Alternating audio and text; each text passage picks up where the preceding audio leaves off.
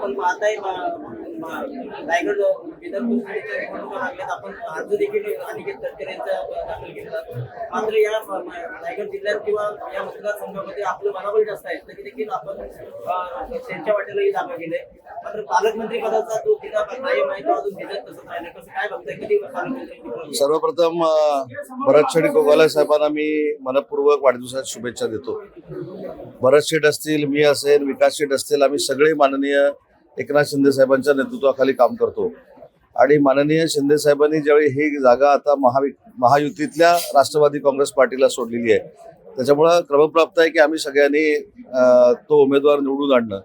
परंतु पालकमंत्री पदाचा जो मुद्दा आपण या ठिकाणी मांडलात, ज्या दिवशी भरत शेठ गोगावले साहेब मंत्री झाले त्या दिवसापासून ते रायगडचे पालकमंत्री झालेच पाहिजे हे सांगणारा मी त्यांचा सच्चा मित्र आहे.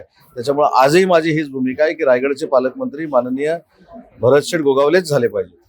मीडियामध्ये असं बोललं जात आहे की या जे विधान परिषदेची सीट आहे हे अनिकेत तटकरेंना भेटते, त्या बदल्यात नामदार भरत शेठ गोगावले पालकमंत्री होते. काय सांगतो? मी तेच सांगितलं, हे पुढचं तुम्ही आता सांगितलं मला. भरत शेठ गोगावलेच पालकमंत्री झाले पाहिजेत ही आमची सगळ्यांची भूमिका आहे आणि त्याच्यामध्ये त्यांचा तो हक्क आहे आणि तो अधिकार आहे.